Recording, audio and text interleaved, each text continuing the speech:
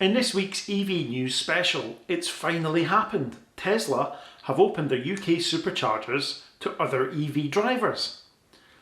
But there's a pretty big catch you might need to be aware of. And the latest news from BP Pulse makes them look like fantastic value for money.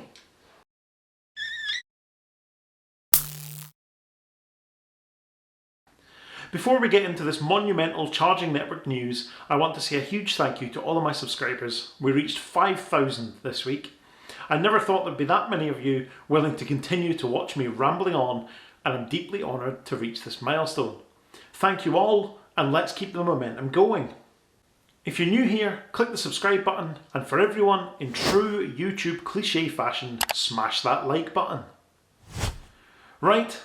That's the shameless plug out of the way, onto the news. And it's the news that you've all been waiting for.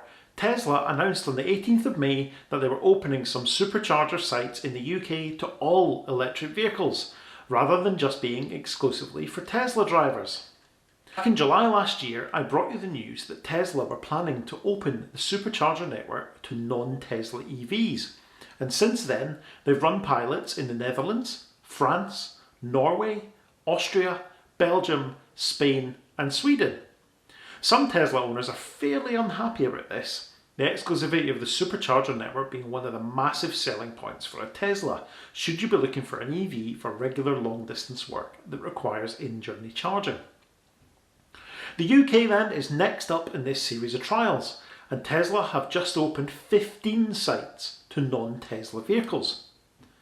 These sites are Folkestone at the Eurotunnel terminal, Birmingham, Grays, Aberystwyth, Uxbridge, Flint Mountain, Wokingham, Manchester Trafford Centre, Cardiff, Addresston, Thetford, Dundee, Trumpington, Aviemore and Banbury.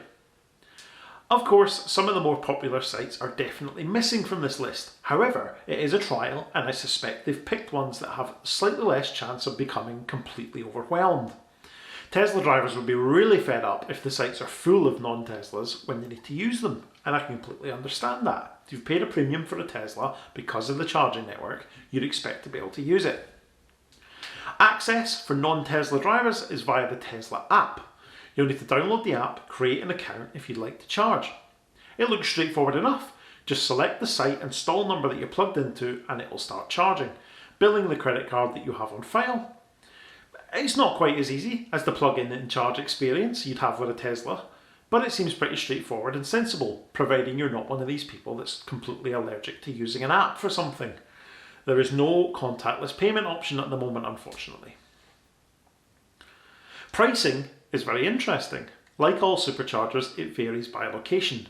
The cheapest site is Uxbridge at 42 pence per kilowatt hour, and the most expensive is Cardiff at 62 pence. Most of them are 60 or 61 pence, so they're not cheap and there's definitely a premium to be paid because you don't have a Tesla. It feels a little bit like Ionity's pricing strategy, where it's 69 pence unless you have a membership. What's even more interesting about the pricing though, is that you can subscribe for £10.99 a month to get access to cheaper charging. 28 pence per kilowatt hour at Uxbridge through to 50 pence at Cardiff. And I'm told that these rates are exactly the same as what you would pay if you were driving a Tesla. So you can benefit from the network and the pricing for just an extra £11 a month. I think I'd be most annoyed about that if I was a Tesla owner. They're giving away that exclusivity for an extraordinarily low price, really. I guess the long-term goal here is to become the go-to charging network for everything. So maybe that'll drive a more rapid expansion of the supercharger network in the long term. What's unclear at the moment is whether there are going to be plans to open the rest of the network. 83 sites in the UK still remain Tesla only for now. I'm not sure if they've expanded beyond the original trial sites in other European countries. Let me know in the comments if you know what's going on elsewhere. I think it would be a huge blow for the rest of the charging operators in the UK if they were to expand. Even the sites they've just opened in Wales alone represents a huge change in the availability of ultra-rapid charging. There's one really big problem with the supercharger network opening though. Every Tesla model has its charging port in the same place, on the left side rear, very close to the corner. Not quite where a fuel filler would be, actually a little bit further back there.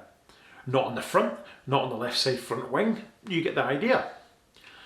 Given the supercharger network was designed for Teslas to use, it's been fitted with cables that will reach the port on a Tesla. That means if your charging port placement is a little bit awkward, you're in trouble.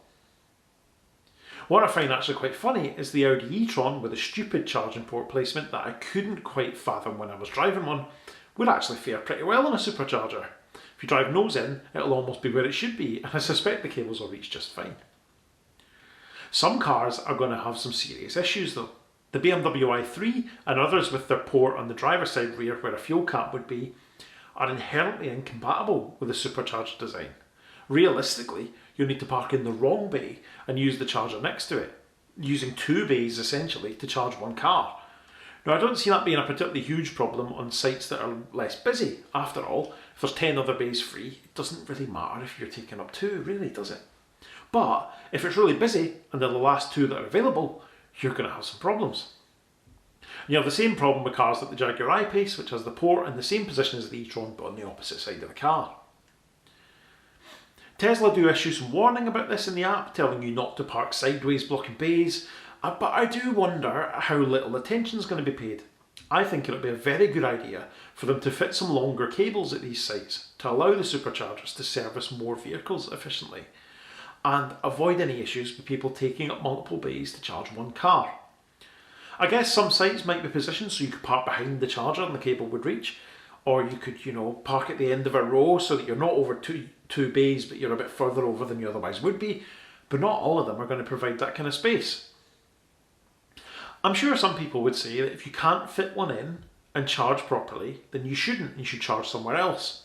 But you all know as well as I do, there's no way that'll happen in reality. So Tesla stepping in and fixing the issue by extending the cables, I think would be the best course of action to keep everybody happy long term. I think the reliability question's quite interesting too though.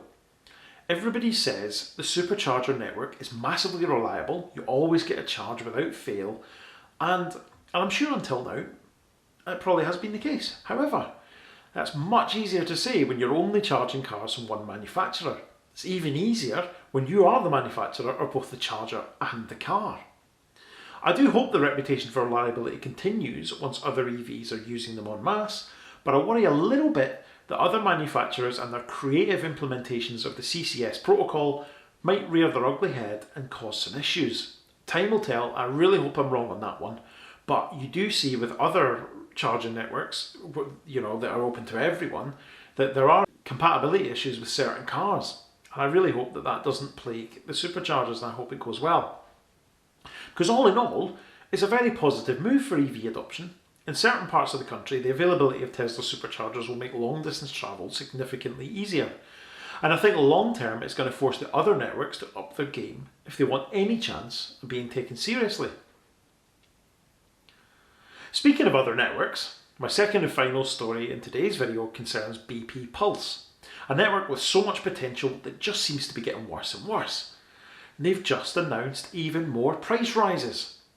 If you think the Tesla prices are strong, would you really want to pay 59 pence to charge at BP Pulse, a network not exactly known for its reliability? They're not alone in price rises, of course. The pressures on wholesale energy costs mean that everybody's at it, but the continual amount of stick they get for being unreliable, coming bottom in reliability surveys, means it's definitely a bitter pill to swallow. If you pay by contactless, you'll pay 45 pence for a 7 kilowatt destination charger, 56 pence for a 50 kilowatt rapid, and 59 pence for a 150 kilowatt ultra rapid. App users pay 43 pence, 54 pence and 57 pence, and those that are still hanging on to the £7.85 a month subscription will pay 35 pence, 43 pence and 45 pence respectively. The value in the subscription is very questionable these days, I would say. Although I've always said we shouldn't be too reluctant to pay the going rate for charging, it really concerns me that we now have a network with a really poor reputation for reliability and shoddy maintenance, charging what is, at the end of the day, absolutely top whack for the service. Let me know in the comments what you think. Do these revised BP Pulse prices mean you'll cancel your subscription if you still have one? Do they now make you think that actually Tesla's offering is fantastic value for money and I'll charge at a supercharger if I need to? I'd love to hear your thoughts. That's all we've got time for this time. I know you'll be dying to tell me what you think of this huge power move by Tesla in the comments, so do fire away. Thank you very much for watching, and I'll see you next time.